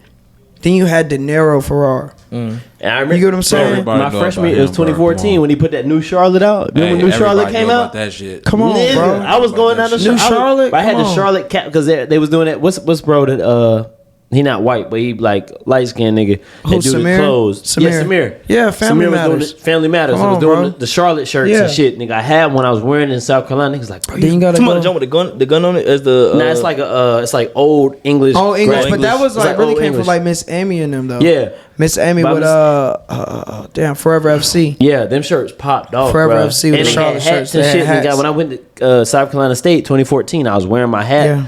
My shirt, the old English graphics, ain't we talking about shit was popping off, bruh. And I'm just saying like that shit. And I was playing the De Niro Ferrar. Yeah, man. We got artists here that's been here for a minute, but it's just like you said, that divide between North Carolina, South Carolina. Then you got the divide between the 2-5, 704, 803, 843. Speaker Knockers was going crazy in 2014. Say it again. Speaker Knockers? He from Columbia. Carolina. Yeah, he from South Carolina. What's the song he do? He from Columbia? Yes, bro. I never knew Speaker that shit. Knockers is from What's the song Columbia, you bro? say? What's the Lonely? Lonely. And Free Coat. I know his music. Free Coat. Hey, I ain't gonna hold you, man. My nigga Pee Wee Longway too, man. Come on. Definitely notable. That nigga is a legend. He not from Atlanta? Who? Pee Wee Longway, yeah. No. Where you from? I think he's from Atlanta, dog. I think he's from Atlanta. But nonetheless, but not for real. Like North Carolina, South Carolina got talent. Like all them boys, like even like you got Jessen. They from Columbia. Like I fuck with them boys. Like Jessen, like Nico Baby. Jessen made Columbia. Like I fuck with those South Carolina. 20 on my beats. 20 on the beat. I don't know if he's from Charlotte, but I think somewhere North Carolina. Oh, Charlotte. Yeah. Better call it. Yeah, that's something. It shouldn't even be like how we did that right there. Like I don't think he's from Charlotte. He's from the Carolinas. He's from the Carolinas. Yeah, that's what they got to get. That's what it is. The Carolinas. You feel me? Because it's like that separation just keeps everything like at a standstill. Yeah. And tell people like, nah, this the Carolinas or whatever it is. Like we ain't, because like it's no reason why every other city, like when that city pop, they be popping. Like Memphis is on fire right now. Right, and you know, there's so many boroughs and cities in Memphis, but everybody, it's Memphis artists coming out. Boom, boom, boom, boom, boom, boom. NLE, Moneybag. Come on. I think that nigga just sing Painting Pictures. He might be from yeah, he definitely no. I think he from Texas. I think he might be from Texas. That's some Texas shit. But they claim all that shit. They claim that shit though. Yeah, they all out there together, goddamn. Yeah, man. Country as hell. Country as hell. All them niggas that claim that shit. They claim that nigga. That Painting Picture shit is hard. That's the biggest song on TikTok right now. Why are you laughing so hard? Bro, he love that. He just posted it. I ain't gonna lie. That bamboo just hit. That bamboo just hit. The last few minutes of that PB and it. Shit, bro. That shit is funny to me. I'm sorry. 2 a.m. Nice to Hey, that bamboo just hit. I'm gonna just let y'all know I'm a rum drinker. Anybody out there, when I get some sponsorships, like I fuck with the rum, I fuck with bamboo, I fuck with Silveroy. Shout out to Bruno Mars. That nigga got some good rum. I went to the liquor store and they was giving me some samples of Bruno Mars new shit. Is that what it is? You got chocolate one. Yeah, Silveroy. Yeah, that's what it is. Silveroy. How you say it? Fire. Silveroy. All right, so I feel like I seen that. Bro, that shit good. Bro, I'm a rum drink. Like people be drinking to get fucked up. I like to drink to be like drink. Tequila don't taste good, bro. I'm not gonna lie. Tequila don't taste good. I don't give a fuck with nobody. I hate to mess this up and seem like the most not elegant nigga here, man. But I told STERL this is my guilty pleasure, man. The Crown Apple and Coca-Cola. Oh, that's not bad. That's you know what I'm saying. I drink Crown Apple not bad. But no, I'm sorry, not apple. Vanilla not bad either. Vanilla. Any of the crowns. Crown, vanilla, and Coca-Cola. The regular Crown is gonna put some hair in your fucking chest. Yeah. That shit too close to Hennessy. The regular Crown too close to Hennessy. But nah, the Crown Vanilla smooth drink with some Pepsi. You can't, or Coca-Cola. You can't fuck it up. Can't. Beautiful, man. Yeah, but definitely drink the bamboo though. Nonetheless, yeah, bamboo. Shout out Rick Ross. Hold it up. Shout out Rick Ross. Shout out Lil Wayne. That's what I tell you. Is it Lil Wayne? It's Lil Wayne shit. I told him that. It's Lil Wayne. No disrespect to Lil Wayne. He is the GOAT, but it's Rick Ross. Definitely Rick Ross. No, it's Lil Wayne. It's Lil Wayne. It's Lil Wayne, dog. Hear me out, bro. Hear me out now. It is definitely Lil Wayne. It's definitely Lil Wayne. You feel what I'm saying? But he's saying Rick Ross had promoted it first. What I'm saying is, Rick Ross was on that shit before him, bro. Lil Wayne, but you know it's owned by the same. Lil Wayne owns it. It's verified. Yeah, it's Lil Wayne. There we go. It's Lil Wayne drink. I'm telling, but they're owned by the same company. Black Bottles and Bamboo. They own the same. Yeah, it's the same people. He's an investor, not an owner. Who that? Wayne. Yeah. Wayne. But I'm gonna keep drinking it because it's good as fuck. Man, you feel me? Milan, my dog, it's been a pleasure, bro. Who do you think we should have interview next up here, man? His damn brothers. Oh, yeah, you definitely gotta get the Gnarly Boys up here. But I mean, I think y'all should get some females, man. I love the women. You know, bro. Give us the plug. Who should we do? Shout them out. Who should we go for? I mean, it's some dope females out here. Give us some good females. You need to tap in with Frenchie. Okay, Frenchie's an artist. Frenchie, I know Frenchie. That's my homie. She's a stylist. She's dope as fuck. Dancer. Yeah, she's dope as fuck. Fire. Ferragamo. She on Tuesday. Don't worry about that. Tuesday? She coming on. Look at the go. Yeah. Gotta get Gamo up here. Definitely, like I said, Alex and Audrey. That's you tap us in with them. I'm gonna tap y'all in with them, but like just the female energy right now is so fire. It is. Love that, right? You feel me? I feel it's like Women's Empowerment Month. That's why I got on pink. Yeah, I just feel like I like the fact that women just got such a good voice right now. Yeah. You know what I'm saying? We have no choice. I mean, women have always ruled the world. Let's be right. You know what I'm saying? Let's be real about it. They rule the world, but the fact that they got a voice and able to really speak out about what they feel, like, I fuck with it. Because I feel like a lot of times as men, we work so much, we be on the go so much, that it can come off selfish, you know what I'm saying? But it's not intentional. A lot of times. Misogynistic. Yeah. And I forgot to bring this point up before we end.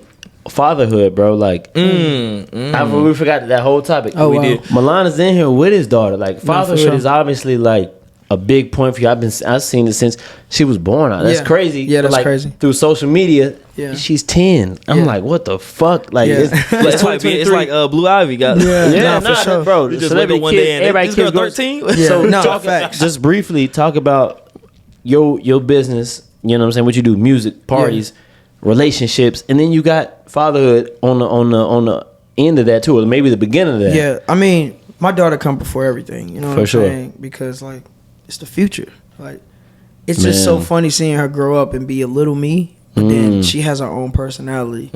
So I like to just see her like grow into it, but it's funny because I see bits and pieces of me in her. What does she take after from you? Man, just the charisma. Like she's like her character. She has different characters, and like I be trying to get mad and I can't because I be wanting to laugh because she's hilarious. Right. Like, you know what I mean? It's just little things. I'm like, yeah, I would have said that. Like, when she say something, I'm like, damn, you got me. So I be trying to be serious, but then I'll be like, holding my tongue, be trying not to laugh because I want her to take me serious. And then I already don't have no beard. Yo, so it's like we have the remedy for that at Ridge Royals. Ridge Royals, man. I told you, I got you. I ain't had none of this in June. Wow. None of this in June 2022. Okay.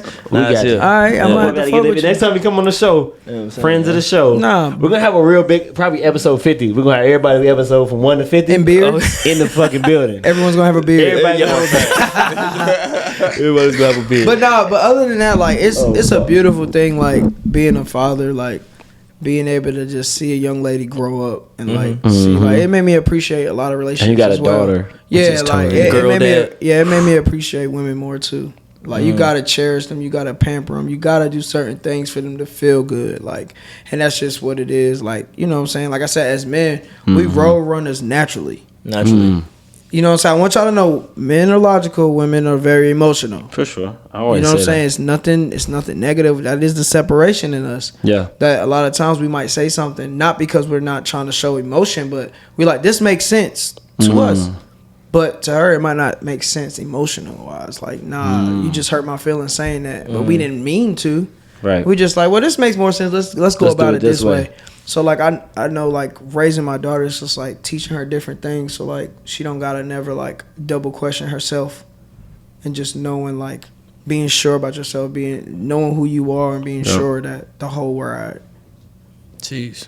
That's a good point, man. That's a great point, man. We can wrap on that, man. Yeah. Jeez, man. I appreciate you guys for watching, man. There's so much game in this episode, so much history in this episode, so much real talk, man. I appreciate y'all for watching on YouTube, listening, whether you listening on Apple Podcasts, Spotify, iHeart, any of those, man. It's a long list of audio platforms. And if you're on the YouTube and you got to see our pretty faces, our beautiful faces, it's live. It's episode 9. Exactly. Shout out to 9. Episode 9. That's a good one. You know what's so crazy?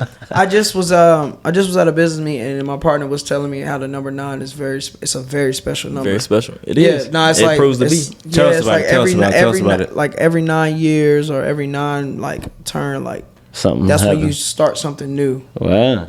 So the fact that this is episode 9 is big because I'm on like a new journey. You on episode, bro? I tell you, when you hit me, bro, I send it straight to our assistant. Yeah, let's get it. Let's get it in there. Yeah, we locked it in. Yeah. And this episode, we didn't even know how it was gonna go. We talk every day, but this morning we like, what we gonna ask? We really didn't have no topics. We didn't. We honestly didn't. I literally just knew talking to you, bro, is gonna be a natural conversation. I was like, this nigga tape ride, and they say we good to go. Yeah, tape ride, bro. And I appreciate that. Like, no doubt. Y'all definitely tap in with me, like. You know, I'll be dropping some new shit. We at the next party, bro. We at your birthday. Oh God, next weekend. Yeah, my birthday. Y'all definitely invited. We outside. March 19th, Dirty Gatsby. You know what I'm saying? Hell yeah, man. Man. I can't really complain. This was dope as hell. Hell yeah, man. And make sure I follow him, Milan Hightower on all platforms. Milan Hightower, HIGHTOWER. I am the dirty sauce guy. I am the blueprint of Charlotte. You know hey, man, they like when we spell it out up here, man. And once again, I appreciate y'all for your time, man. Once again, this is the Epicenter Podcast, DAEPICENTRE. That's the British way. The UK way. And I appreciate y'all, man. It's been a fire episode. Peace. Yep. Hold on, talk about what? Where? Wait, where we at? What episode? You dig?